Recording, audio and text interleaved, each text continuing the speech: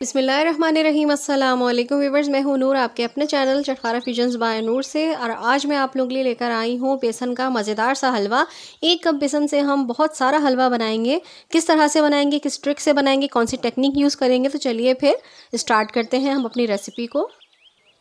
हलवा बनाने से पहले हम सबसे पहले तैयारी कर लेंगे ड्राई फ्रूट्स की। ड्राई फ्रूट्स को हम थोड़ा सा जो है वो क्रिस्पी करेंगे फ्राई करने के बाद। यहाँ पे मैंने बादाम, छुहारे और अखरोट ले लिए हैं। आपके पास जो अवेलेबल हो आप वो ले लीजिएगा।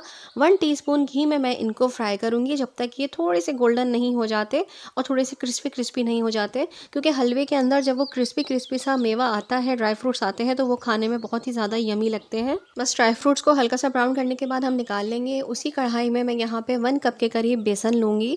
बेसन आपने अच्छी क्वालिटी का लेना है और डालने से पहले उसको आपने छान लेना है। 1 कप बेसन लेने के बाद मैं यहाँ पे 1/4 कप के करीब सूजी ले लूँगी, जो कि 3 टेबलस्पून के करीब बनती है। आपने सूजी और बेसन को एक साथ सबसे पहले ड्राई रोस्ट कर लेना है।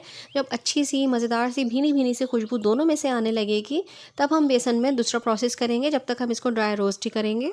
बस 5 से 7 मिनट बेसन को और सूजी को इस तरह से भूनने के बाद अब मैं इसमें शामिल कर दूंगी 1/2 कप के करीब घी। आप घी में ही बनाइएगा, क्योंकि हलवे जो होते हैं वो घी में ही ज़्यादा मज़े के लगते हैं। लेकिन अगर आप घी नहीं यूज़ करना चाहते तो आप कुकिंग ऑयल भी इस्तेमाल कर सकते हैं, या फिर आप मक्खन भी यूज़ कर सकते हैं अगर आपके घर में मक्खन यूज़ होता है। घी डालने के बाद मैं इसको जैसे जैसे मिक्स करती जाऊँगी, देखिएगा ये थोड़ा सा लिक्विड शेप में आ जाएगा। अक्सर खाने के बाद मीठे की क्रेविंग होती है और ज़्यादातर लोगों को होती है, और खाने के बाद मीठा खाना सुन्नत भी है। तो ये ऐसा हलवा है कि अगर आप खाने के बीच में भी उठकर बनाएंगे ना, तो फैमिली के खाना ख़त्म करने से पहले पहले आपका ये हलवा भी बन के तैयार हो जाएगा। इतना क्विक और इजी झटपट से बन जाने वाला ये हलवा होता है।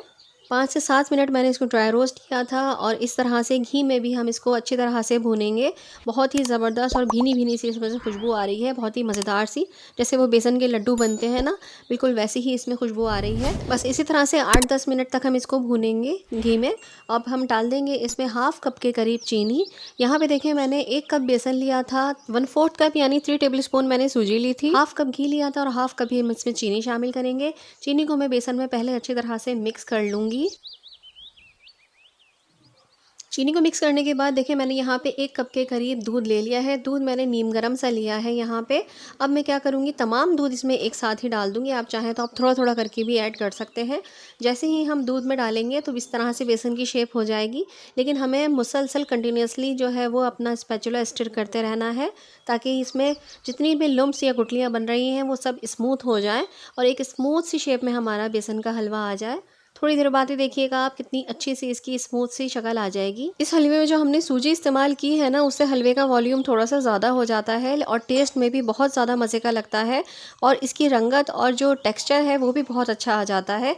ये देखिए, जैसे जैसे मैं इसको चलाती जा रही हूँ, फ्लेम को मैंने मीडियम लो पर ही रखा हुआ है। दरमियान में मैंने 3 इलायचियाँ भी उनका मुँह खोल के ऐड कर दी हैं, ताकि उसकी खुशबू भी हलवे में आ जाए। आँच को मीडियम लो पर ही रखिएगा, क्योंकि अगर आप हाई फ्लेम पर बनाएंगे ये तो लगना शुरू हो जाएगा और जलना शुरू हो जाएगा हलवा। इसकी भुनाई मीडियम लो फ्लेम पर ही करिएगा, ताकि अच्छी सी इसकी भुनाई भी हो जाए और बहुत ही सौंधा सौंधा सा टेस्ट जो है वो हलवे में आ जाए। ये देखिए कितना अच्छा हो गया है हमारा हलवा। इसने कढ़ाई के पैंदे को भी छोड़ना शुरू कर दिया है। ये हलवे के भुनने की पहचान होती है, जब हलवा कढ़ाई को छोड़ना शुरू कर दे, बर्तन को छोड़ना शुरू कर देता है। लेकिन मैं इसको थोड़ी देर और मज़ीद भूनूंगी, ताकि इसका टेस्ट और ज़्यादा इन्हेंस हो जाए। यहाँ पे मैं आपको याद दिला दूँ कि अगर आपको मेरी वीडियो अच्छी लग रही है तो मेरी वीडियो को लाइक कर लीजिए और आगे शेयर भी कर दीजिएगा।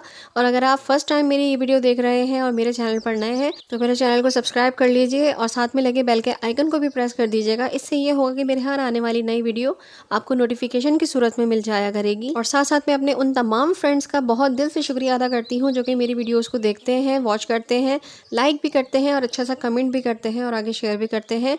तो बहुत बहुत शुक्रिया आप सबका, और मेरे साथ जुड़े रहने का भी बहुत बहुत शुक्रिया। ये देखिए व्यूअर्स, तकरीबन 10 मिनट तक हो चुके हैं, मैं इसको मुसलसल भून रही हूँ। अब मैं इसमें जो मैंने फ्राई करके रखा हुआ था मेवा, वो मैं इसमें शामिल कर दूँगी। तमाम ड्राई फ्रूट ऐड करने के बाद हम हलवे को दोबारा से भूनेंगे, ताकि मेवे के फ्लेवर भी जो है वो हलवे में आ जाए। बेसन का हलवा सर्दियों में तो अच्छा लगता ही है, लेकिन गर्मियों में भी ये बहुत शौक़ से खाया जाता है, क्योंकि ये झटपट से बन जाता है। और जब भी मीठे की क्रेविंग होती है, फ़ौरन से उठे और झटपट से बना लिया। ये इतना मज़ेदार ईजी हलवा होता है। 5 से 7 मिनट इसको मैं मेवे के साथ भी भूनूंगी, और फिर ये हमारा हलवा तैयार हो जाएगा। फ्लेम को ऑफ़ कर देंगे और फिर हम इसको एक प्लेटर में निकाल लेंगे। ये देखिए लग रहा है ना कितना मज़ेदार सा हलवा। बस अब ये हमारा तैयार हो चुका है। अब हम इसे एक प्लेट में निकाल लेते हैं। माशाल्लाह माशाल्लाह, देखिए कितना ज़बरदस्त और मज़ेदार सा हमारा हलवा देखने में भी लग रहा है, और खुशबू की तो ना ही पूछें क्या बात है। बहुत ही ज़्यादा मज़ेदार सी इसमें से खुशबू आ रही है। बस दिल चाह रहा है कि खा लिया जाए ये अब। तो आपको अगर मेरी रेसिपी पसंद आई है तो रेसिपी को लाइक कर दीजिएगा और आगे शेयर भी कर दीजिएगा।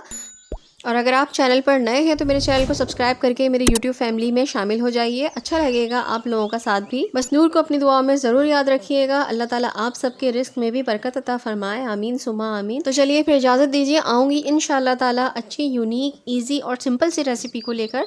जब तक के लिए अल्लाह हाफिज़, अल्लाह निगहबान।